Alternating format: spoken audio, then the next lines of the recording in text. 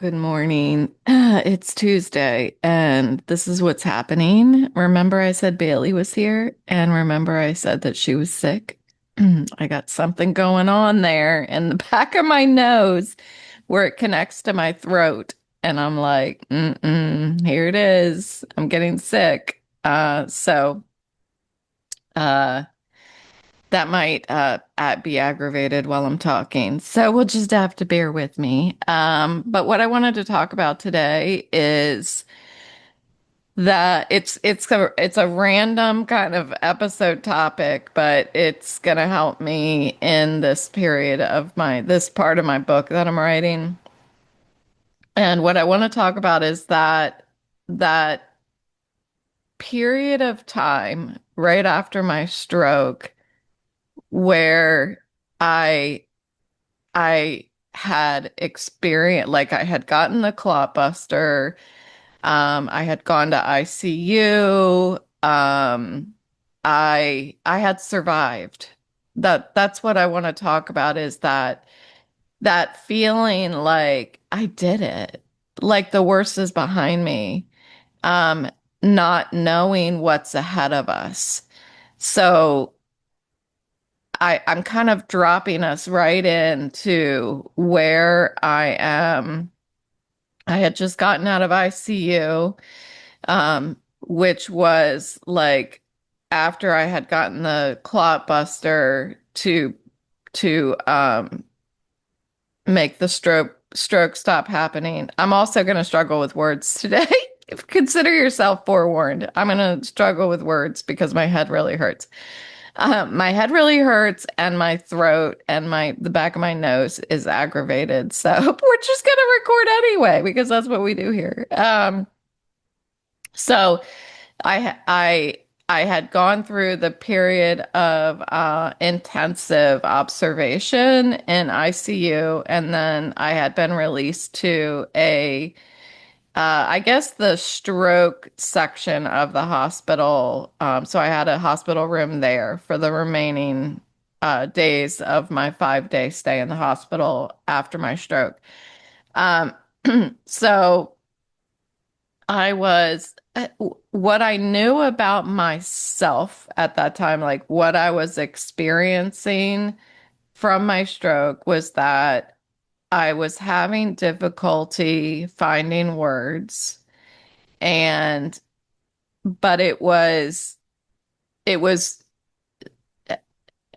was trying to familiarize myself with my own thinking, if that makes sense. Like, my speech had returned in a lot of ways, but like when I was having the stroke, and during that hour that they were observing me in ER after I got my clot buster, I was regaining the ability to say the things that I was thinking. Because during the stroke, I couldn't express myself. The stuff that I was thinking, I couldn't get it out of my mouth. Particularly the one that they focused on was the word Weimaraner, because that's my dog breed that I have, one of them. So that became like a small measure of whether the treatment was working, whether the clot buster was working. And what happened was, at the end of that hour, I, in fact, could say Weimaraner. My speech was not perfect, but I could communicate again what I was thinking. So when I talk about the the incredible, like, impact of getting my voice back, like, quote unquote, getting my voice back. What does that mean? Like, for me, it's everything. It's everything that I was able to communicate again. It makes me think so with a heavy heart about all of the people who have a stroke and end up having aphasia and not being able to fully communicate how they're feeling. You know, That's why we're here. That's why we do this podcast. We, meaning me. That's why you show up because you want to hear what it feels like, what a lot of these life experiences feel like. I want to talk about it so that we can connect because that's where healing is. When when folks have aphasia after stroke, that's stolen away. That ability to communicate what one is feeling, the fear, I I still see a psychiatrist because of that fear. And I couldn't imagine what it's like to not be able to express myself. So yes, the clot buster worked. And there wasn't a brain bleed as they said that I could possibly have. I think it was like a 7% chance or something like that. I felt very lucky. I felt relieved. I felt grateful. But I was still overwhelmed by what had happened, and I was still trying to figure out what I was left with. I was really being introduced to the new version of me. And I didn't know that at that time there was a new version of me. I just assumed because I was exposed to the doctors that were assuming that I was okay. So I believed I was okay. And as much as I didn't, nobody expects to have a stroke in their 40s. Some people have a stroke in their 20s, you know. Some people have strokes as children. Nobody expects it.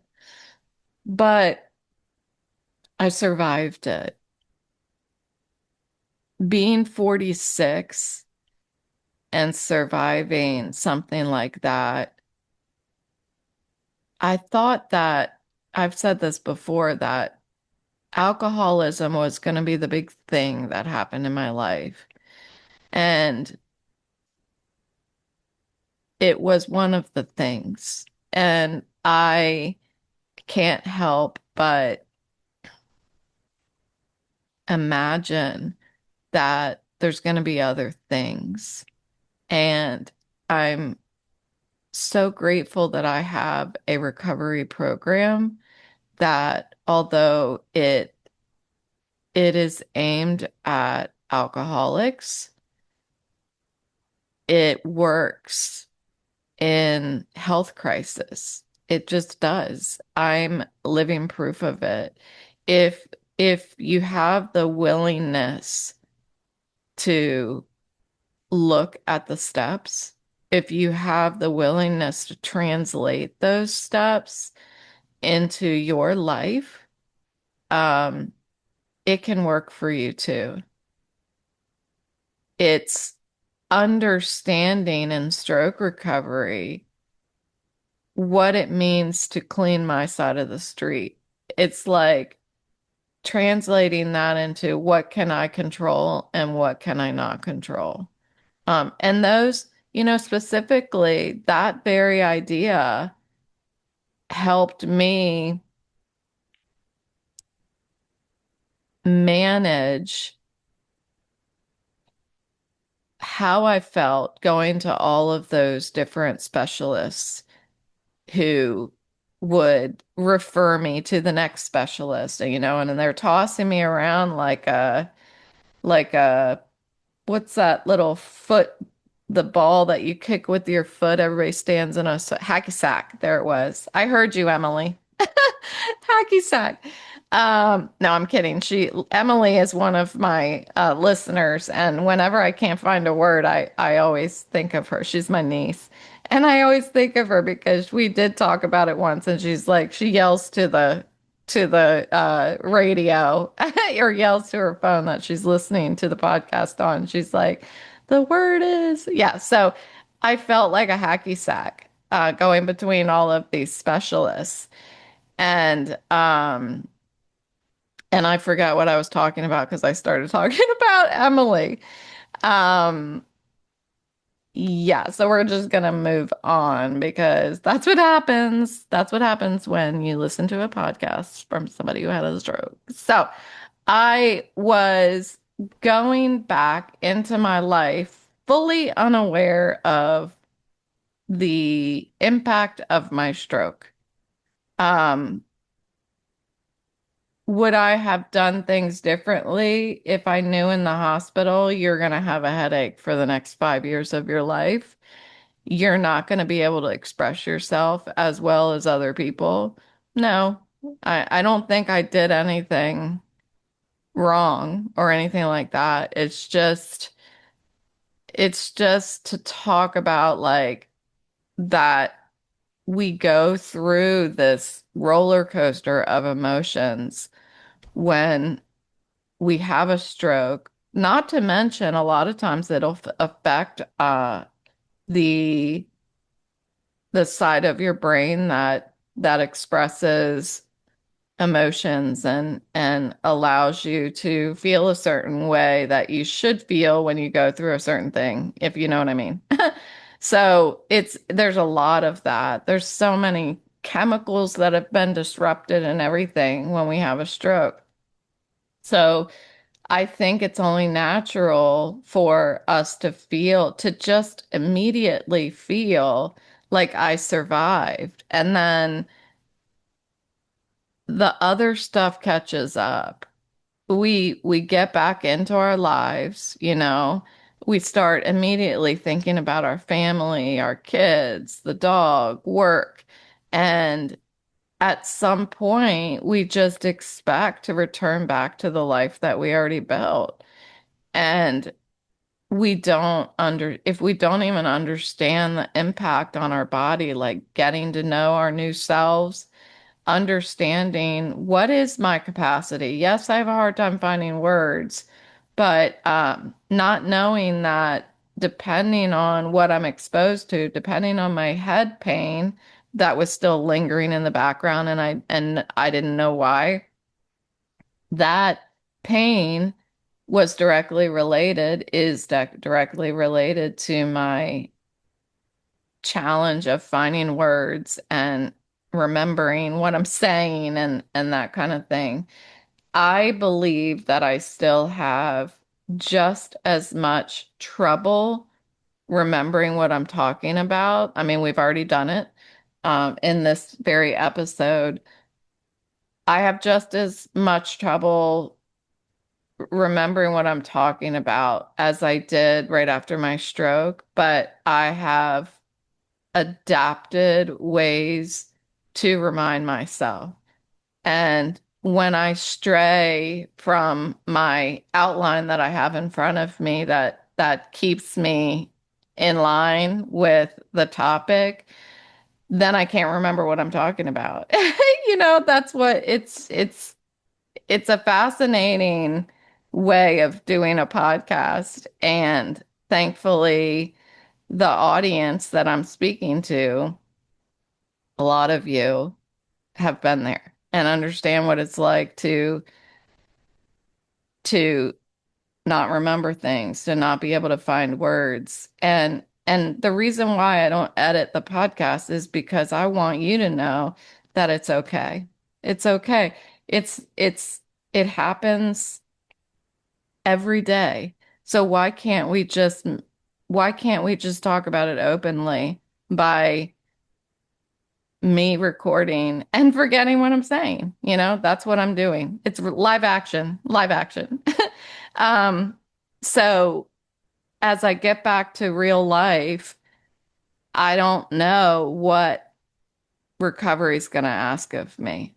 I have no idea. I had no idea that my stroke recovery was going to need my sobriety program.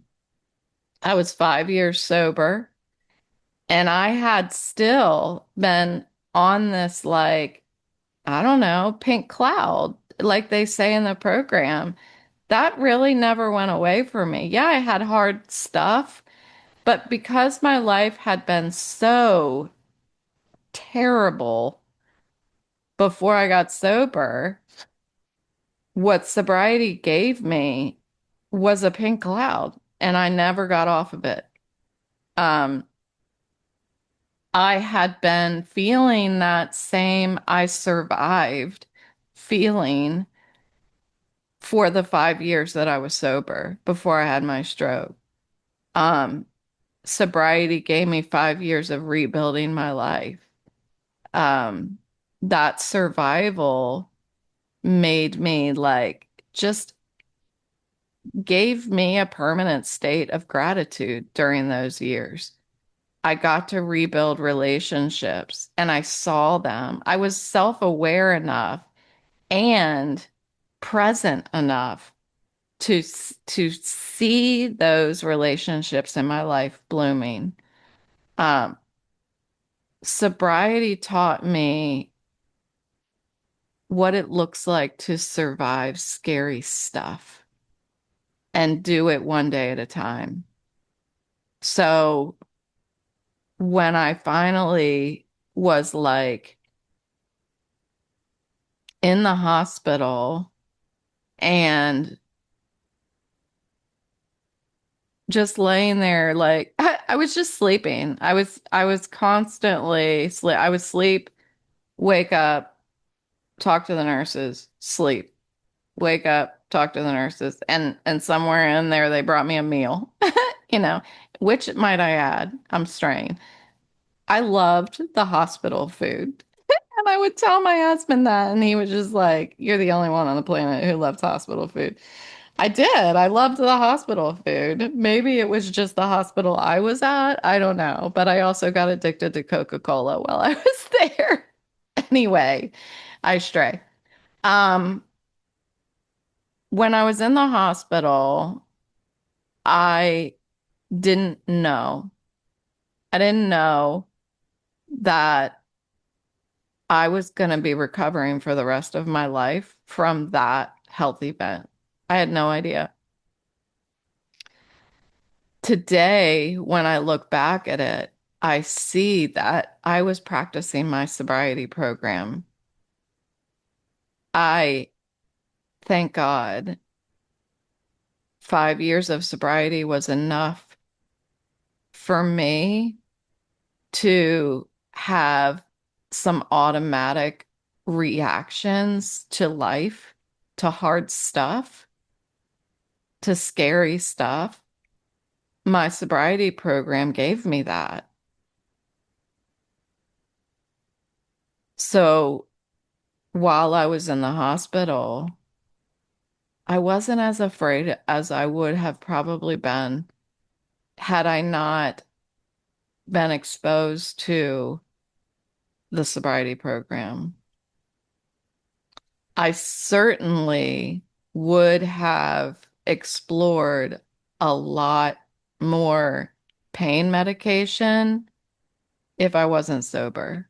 I know that for sure because I was already in the hospital wanting Percocet for the pain, but being afraid of the addiction side of Percocet because there was a time in my life in college when I was addicted to Percocets because of some health issues back then. Um, so my sobriety program saved me again. I survived. The treatment worked. My words returned for the most part. I believed during that time before I got out of the hospital, I believed that it was over. I believed that I could go home and get back to my normal life. I'm happy that I didn't know that wasn't true because I had to try. Just like when we get sober, it takes what it takes to actually stay sober. And that's how I believe my sobriety program has translated into that that it takes what it takes attitude for me to actually get out of denial that I was disabled, that I had the chronic pain, that it wasn't going away, that it was actually getting worse. It took what it took for me to say, okay, um, I can't live like this, and start that recovery process again. Apply the principles of my sobriety program to my stroke recovery. And it took what it took for me to get to where I am today. And yes, I have a screaming headache right now. Um, yes, I've forgotten what I'm talking about in this episode, even though I try to cover it up as best as possible. Um, but I'm grateful. Like I'm living fully to the capacity that I can live with the deficits that I have. But I had to go through what I went through in order to have that happen. So that's where I'm at. That's what I wanted to talk about in this episode. And hopefully you got something out of it. Thanks for listening, and I'll talk to you next time.